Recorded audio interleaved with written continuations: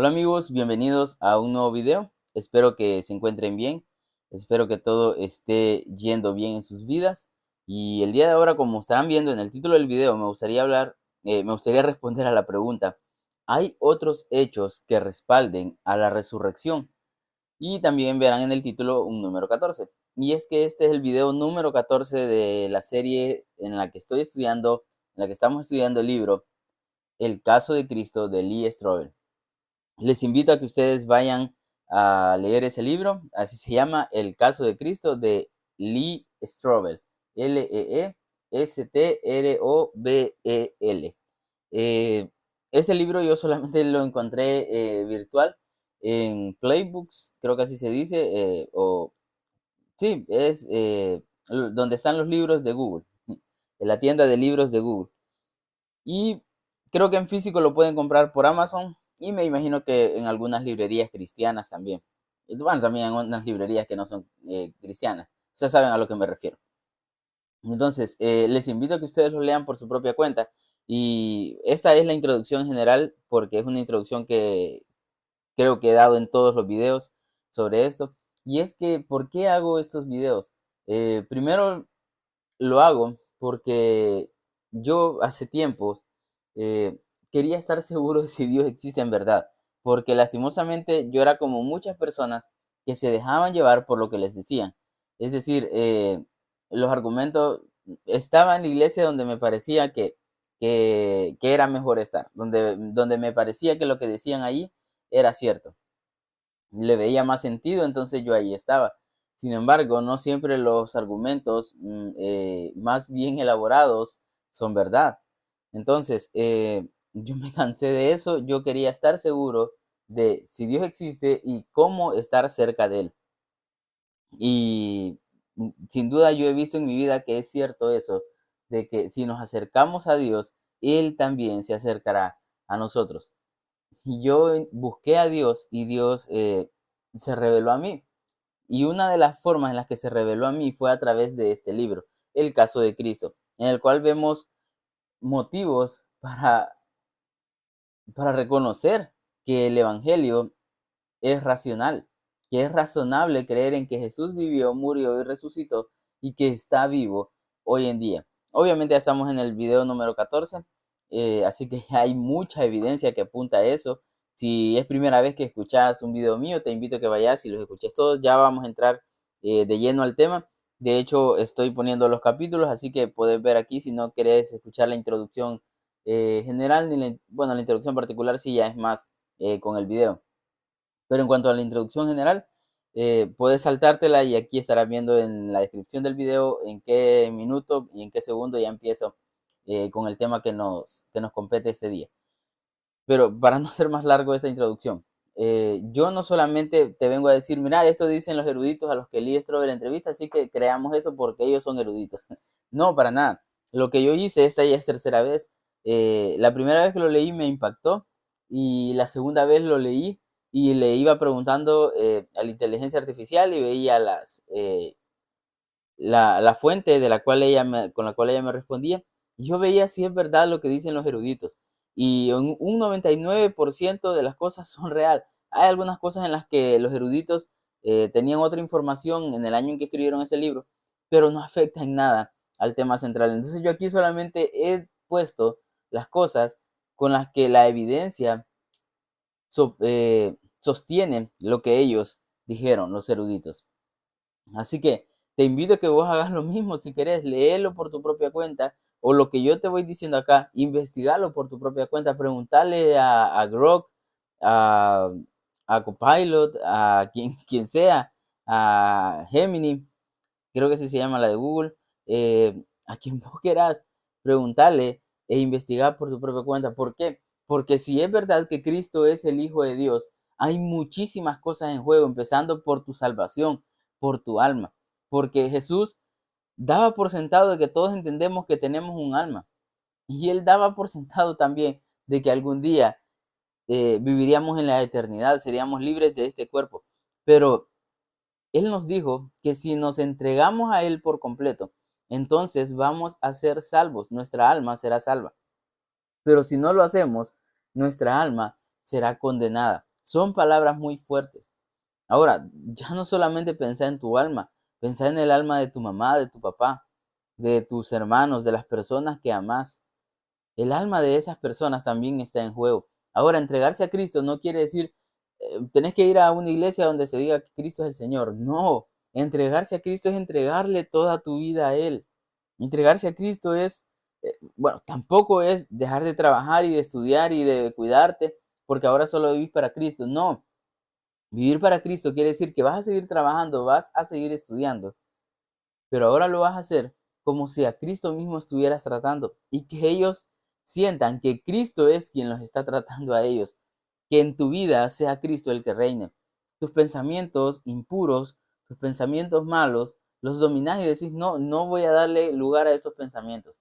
Tu dinero, ya no solamente pensás en vos, en ahorrar para comprarte, qué sé yo, esas cosas o para hacer ese viaje, que sí, está bien hacerlo.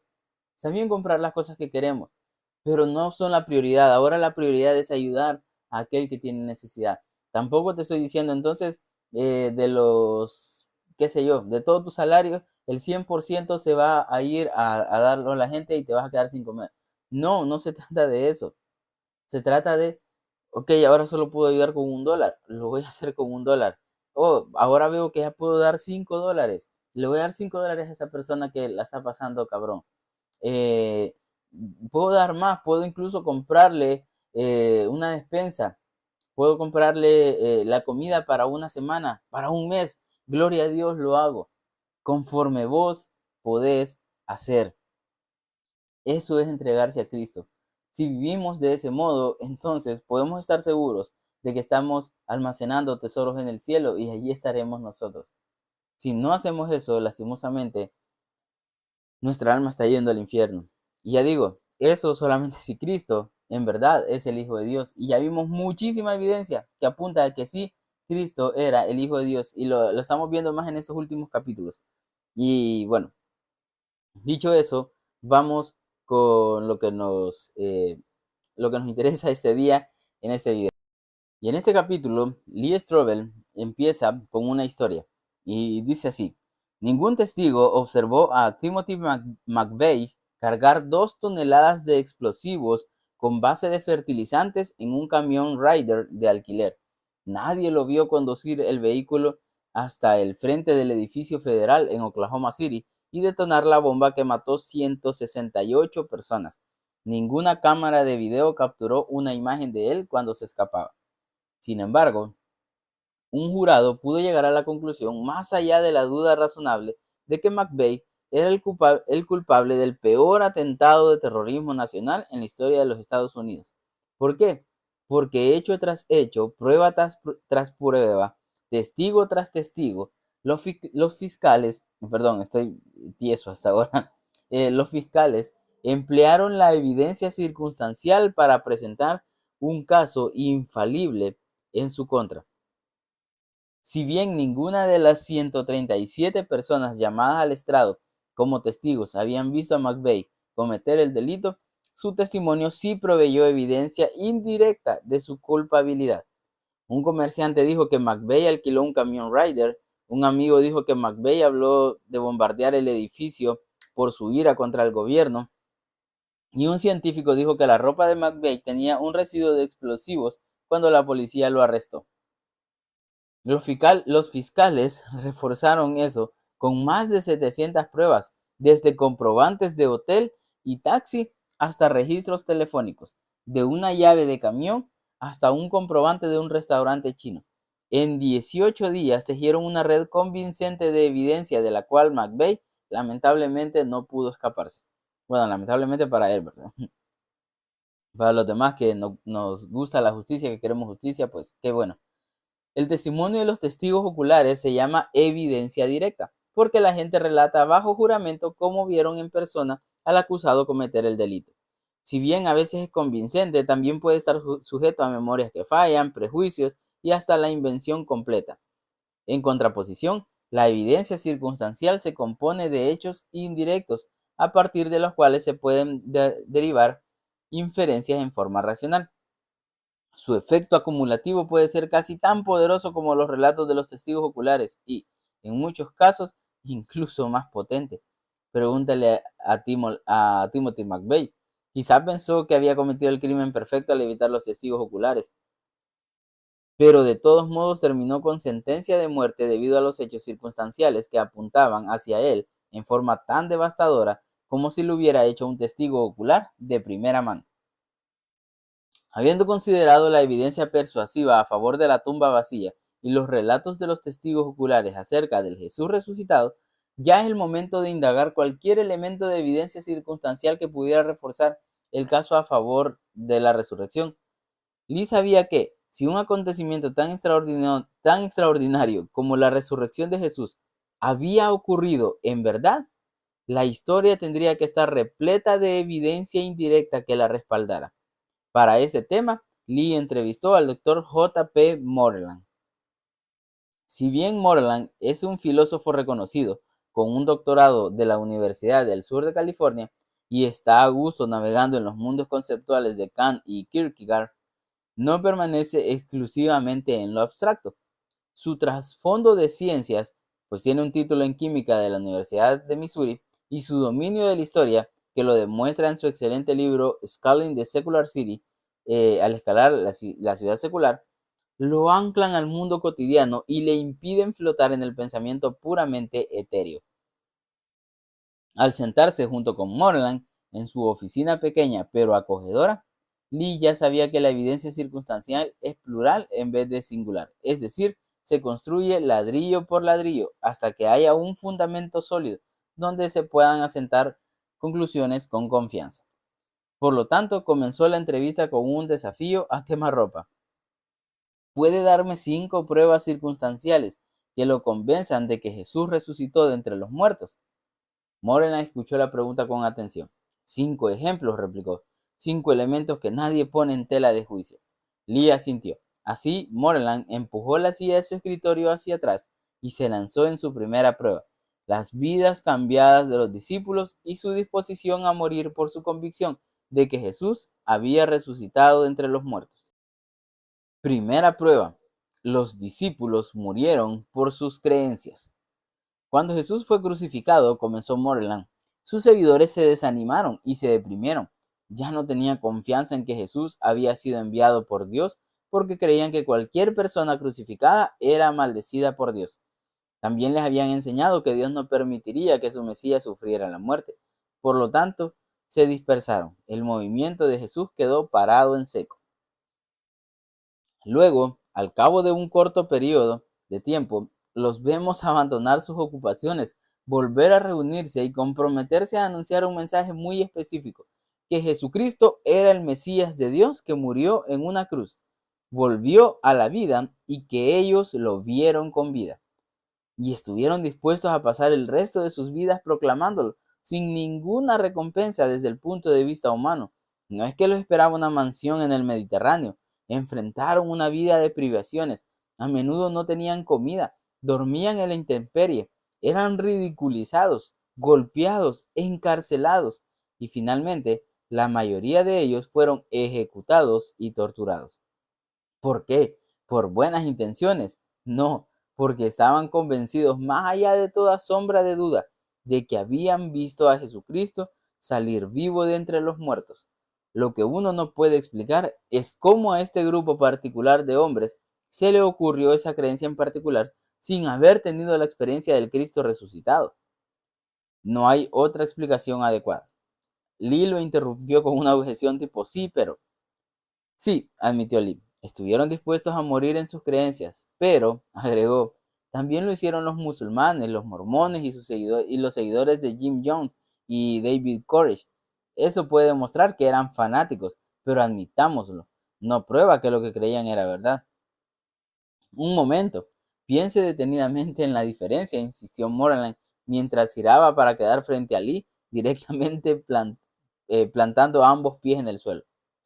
Los musulmanes podrán estar dispuestos a morir por su creencia de que Alá se reveló a Mahoma, pero esa revelación no se realizó en una forma observable públicamente. Por lo tanto, pueden estar equivocados al respecto. Podrán pensar sinceramente que es verdad, pero no pueden saberlo a ciencia cierta porque no lo presenciaron ellos mismos. Sin embargo, los apóstoles estuvieron dispuestos a morir por algo que ellos habían visto con sus propios ojos y tocado con sus propias manos. Estaban en una posición única. No solo creían que Jesús se levantó de entre los muertos, sino que lo sabían con certeza. Y cuando uno tiene 11 personas confiables, sin motivos ulteriores, sin nada que ganar y mucho que perder, quienes todos concuerdan en que observaron algo con sus propios ojos, ahora sí que ahora sí que tiene alguna dificultad para descartarlo. Y Lee sonrió porque había estado haciendo el papel del abogado del diablo al interponer su objeción. En realidad, él sabía que Moreland tenía razón. En realidad, esta distinción crítica era clave en su propia travesía espiritual.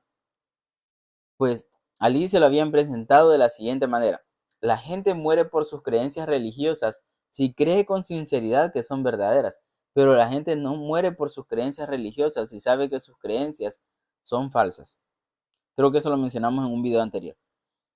Si bien la mayoría de la gente solo puede tener fe de que sus creencias son ciertas, los discípulos estaban en la posición de saber sin lugar a duda si Jesús había resucitado de entre los muertos o no.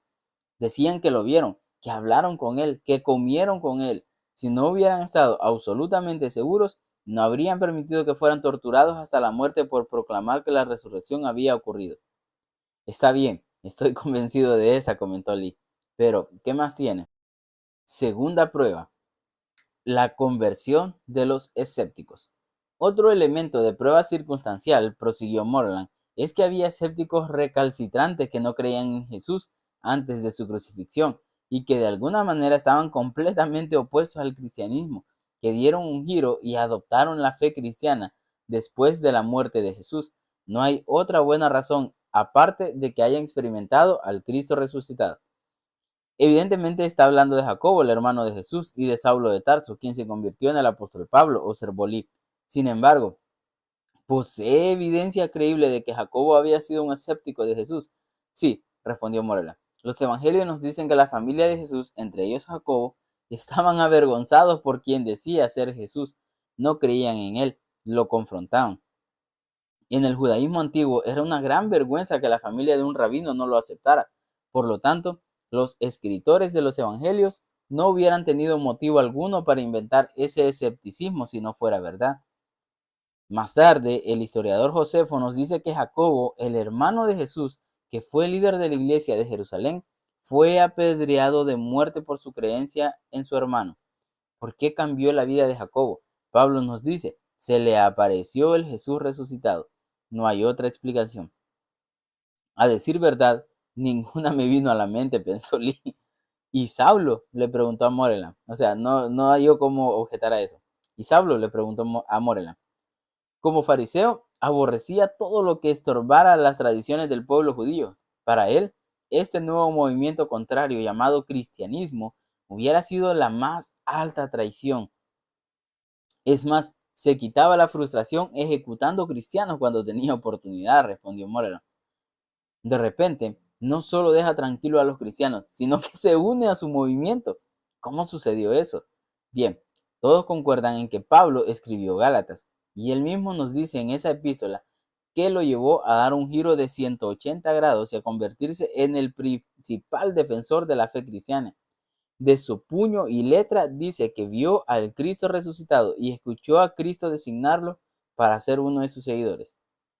Lee estaba esperando que Moreland redondeara su punto para poder desafiarlo con una objeción del crítico del cristianismo Michael Martin. Dijo que, si uno cuenta la conversión de Pablo como evidencia a favor de la verdad de la resurrección, debería contar con la conversión de Mahoma al Islam como evidencia a favor de la verdad de que Jesús no resucitó, dado que los musulmanes niegan la resurrección.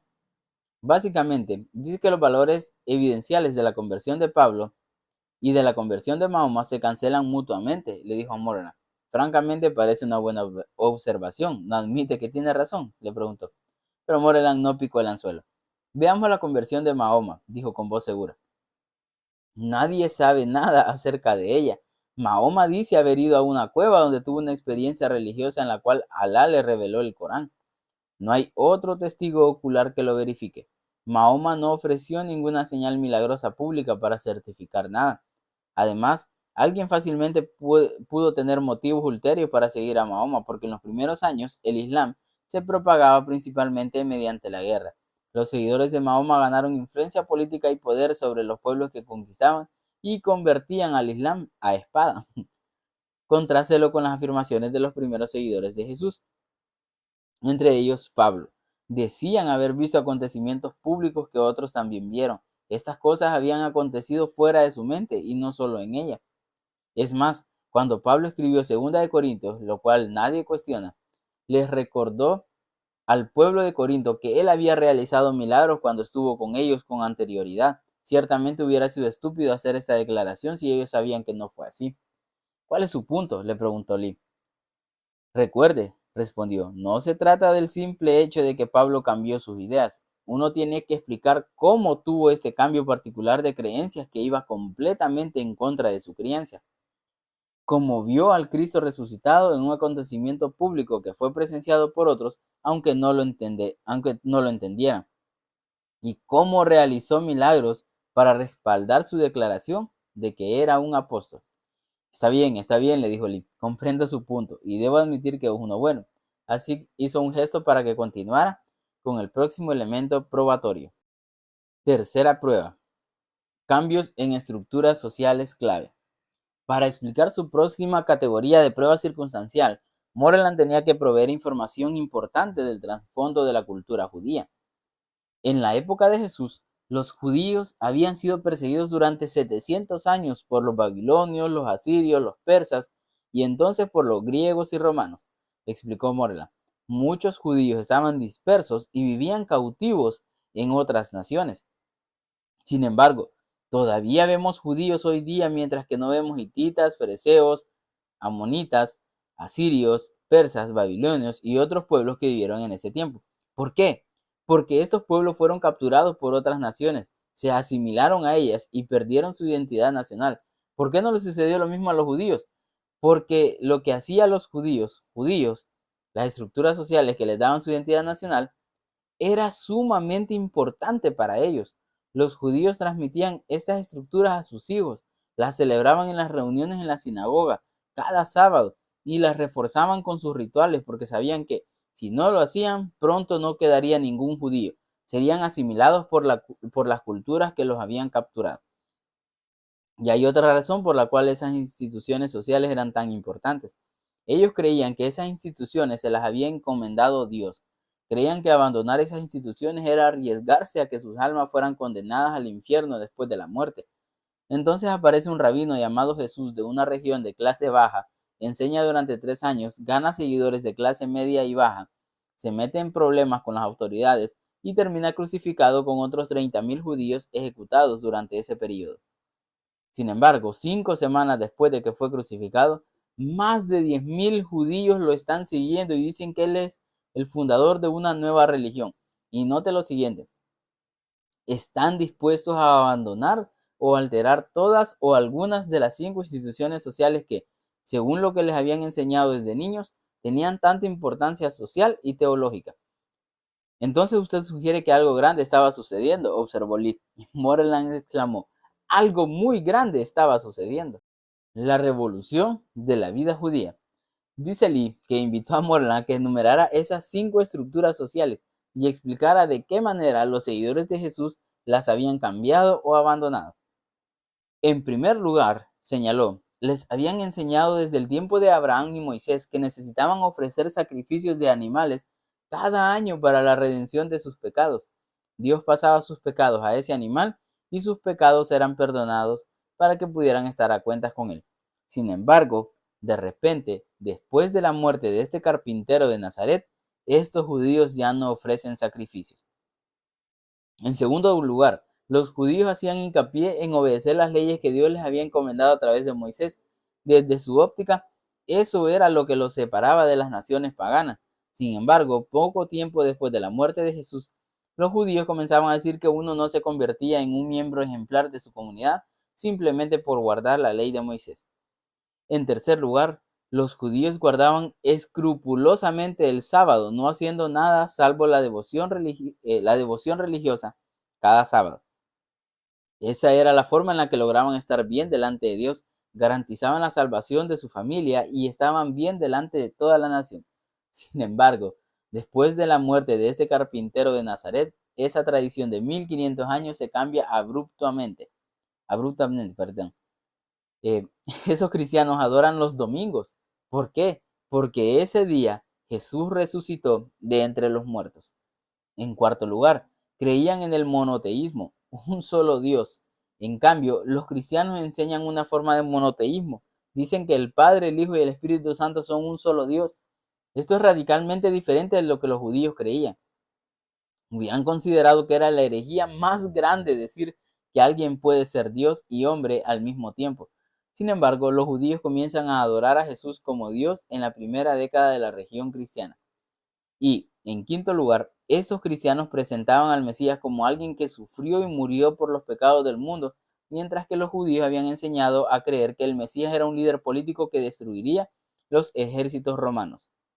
Habiendo establecido ese contexto, Moreland prosiguió al golpe de gracia retórico, atravesando a Lee con su mirada intensa e inconmovible.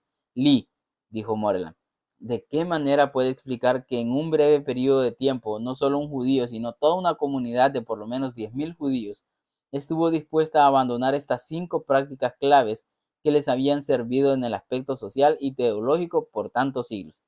Mi explicación es simple. Habían visto a Jesús resucitado de entre los muertos. Si bien el punto de Moreland era sumamente impresionante, Lee detectó un problema de comprensión para la gente de hoy. Le comentó que era muy difícil para los estadounidenses del siglo XXI, y no solo los gringos, sino yo creo que lastimosamente a nivel mundial, del siglo XXI, apreciar la naturaleza radical de esa transformación. Hoy día la gente es de una fe fluctuante, observó Lee. Van y vienen entre las creencias del cristianismo y la nueva era. Incursionan brevemente en el budismo, mezclan y crean su propia espiritualidad. Para ellos realizar el tipo de cambios que usted mencionó no les parecería algo grave. Y Moreland asintió. Aparentemente ella había escuchado esta objeción. Dice Morena, le pregunta a una persona así, ¿cuál es tu creencia más querida? ¿Que tus padres eran buenas personas? ¿Que el homicidio es inmoral? Piensa en lo radical que tiene que ser algo que te haga cambiar o abandonar esa creencia que atesoras tanto. Ahora nos estamos acercando. Tengo en cuenta que se trata de una comunidad entera que abandona creencias atesoradas que fueron transmitidas durante siglos y que creían que provenían de Dios mismo. Lo hacían aunque estaban arriesgando su propio bienestar, y también creían que estaban arriesgándose a la condenación eterna de sus almas en el infierno si estaban equivocados. Es más, no lo estaban haciendo porque se habían topado con ideas mejores. Estaban muy conformes con las viejas tradiciones. Las abandonaron porque habían visto milagros que no podían explicar y eso los obligó a ver el mundo de otra manera. Somos individualistas occidentales y nos gusta el cambio tecnológico y social, observó Lee. Las tradiciones no tienen valor para nosotros. Lo admito, respondió Moreland. Sin embargo, estas personas sí valoraban la tradición. Vivían en un periodo en el que cuanto más antiguo era algo, mejor. En realidad, para ellos cuanto más atrás se pudiera remontar una idea, más probable era de que fuera verdad. Por lo tanto, concebir nuevas ideas era lo opuesto de nuestra forma de ser actual.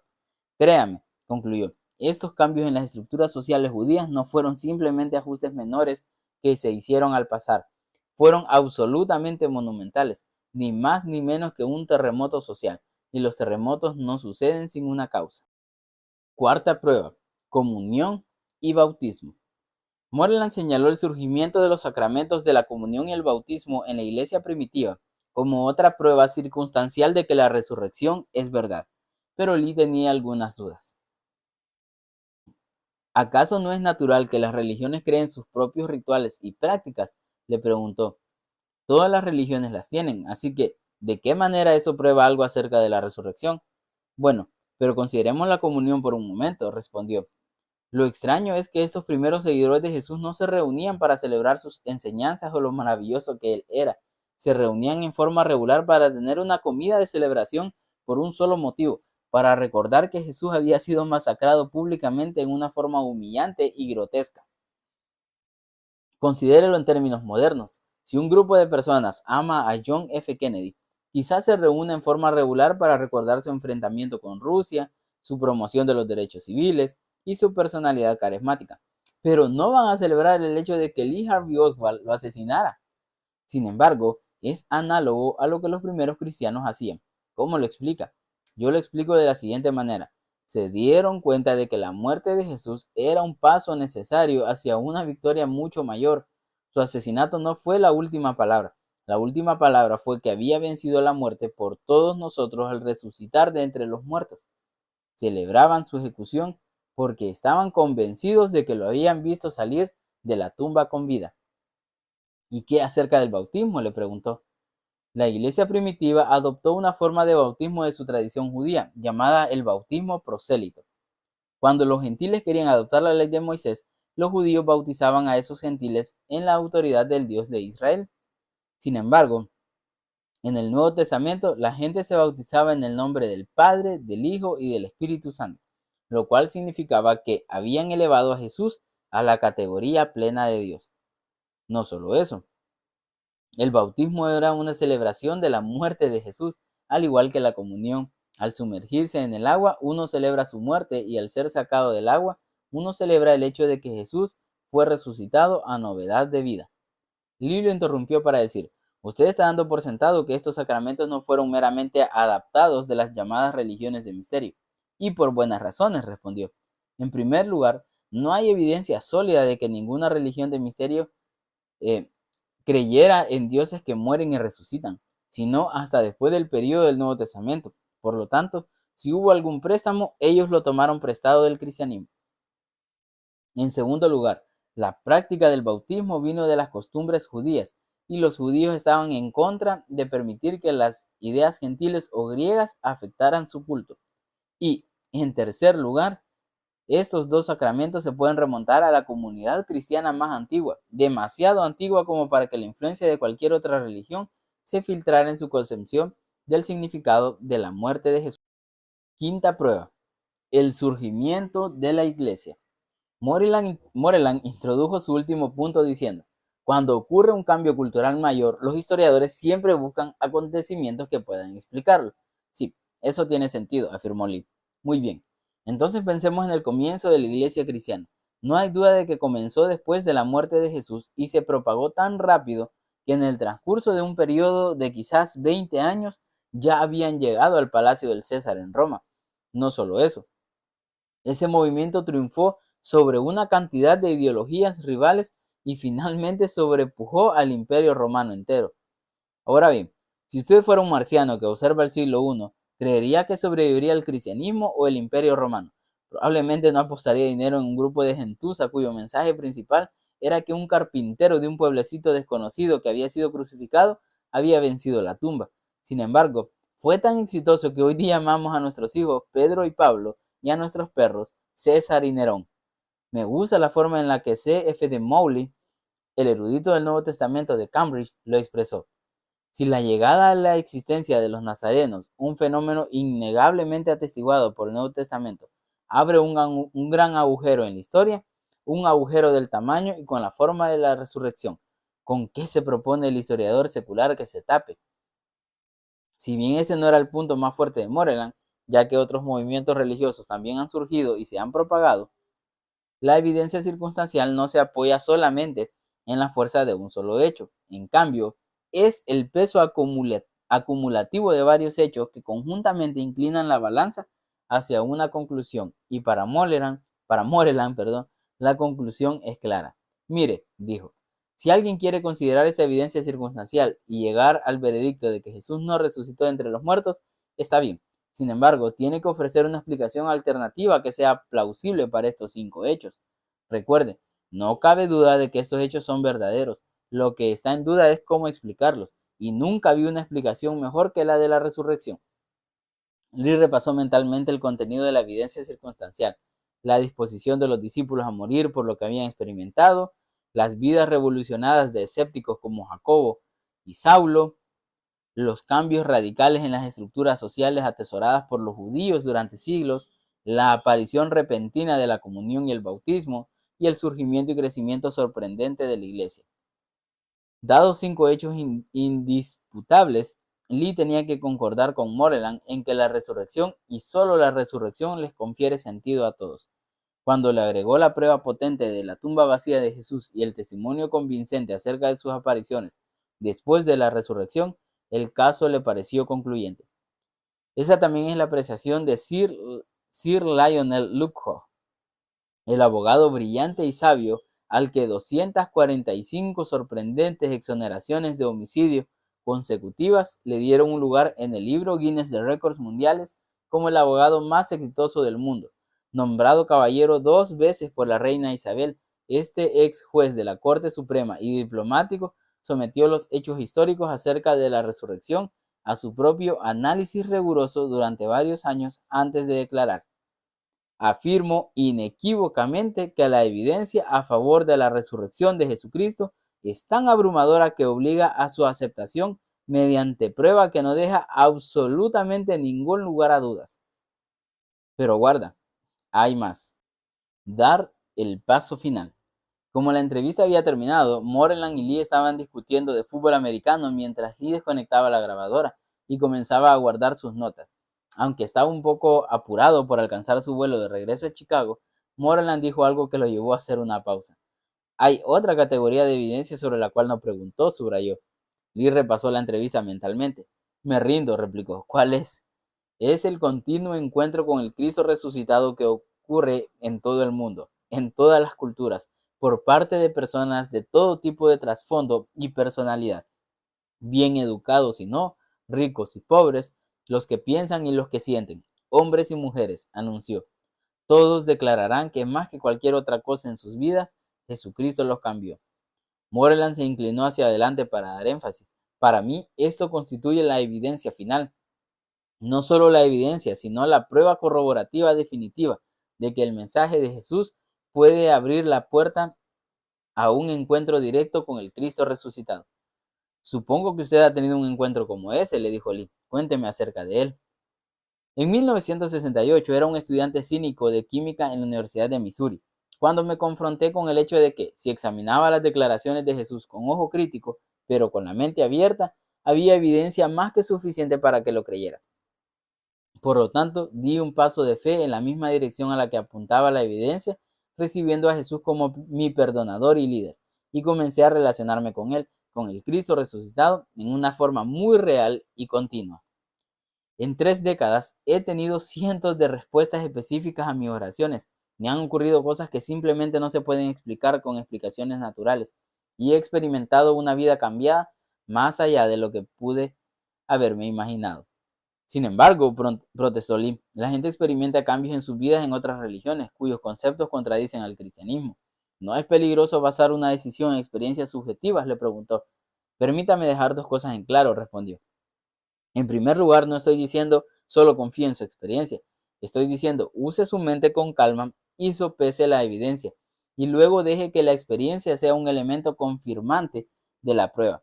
En segundo lugar, si a lo que apunta esa evidencia es verdad, es decir, si todas estas líneas de evidencia sí apuntan en verdad a la resurrección, la misma evidencia reclama un examen de experiencia. Defínalo, le pidió Lee. El examen de experiencia es, aún está vivo y puedo descubrirlo relacionándome con él. Si usted estuviera en un jurado y escuchara la evidencia suficiente para convencerse de la culpabilidad del acusado, no tendría sentido detenerse antes del paso final de condenarlo. Y que la gente acepte la evidencia a favor de la resurrección de Jesús y no dé el paso final de someterla al examen de la experiencia, sería errar el blanco donde a fin de cuentas la evidencia está apuntando. Entonces, le dijo Lee, si la evidencia apunta fuertemente en esta dirección, no es más que racional y lógico seguirla hasta el ámbito de la experiencia. Asintió con aprobación. Precisamente correcto, anunció. Esa es la confirmación final de la evidencia. Es más, le diré lo siguiente. La evidencia pide a gritos el examen de la experiencia. Bien, con esto llegamos al final del capítulo número 14 y ya llegamos al final prácticamente de los estudios. Creo que el siguiente capítulo ya solamente es una recapitulación, creo que así se dice, de los videos anteriores. Si has llegado hasta acá, muchas gracias. Espero que esta información sea de mucha bendición para tu vida. Y como terminamos este capítulo, ya está toda la evidencia. Todavía tenés dudas. Empezá a verlo y desde el principio cualquier duda que tengas, déjala en los comentarios y ahí la evaluamos. Y te respondo, profundizamos, porque la idea de esto, como dije, no es solo decir, viste, tengo razón, Jesús sí es el Hijo de Dios. No se trata solamente de eso, que sí, yo quiero tener razón, pero porque quiero ser salvo y quiero que la mayor cantidad de personas sean salvas. Y sé que muchas veces, eh, lastimosamente, muchas personas que asisten a organizaciones religiosas nos han dado una idea muy falsa y muy equivocada acerca de Cristo.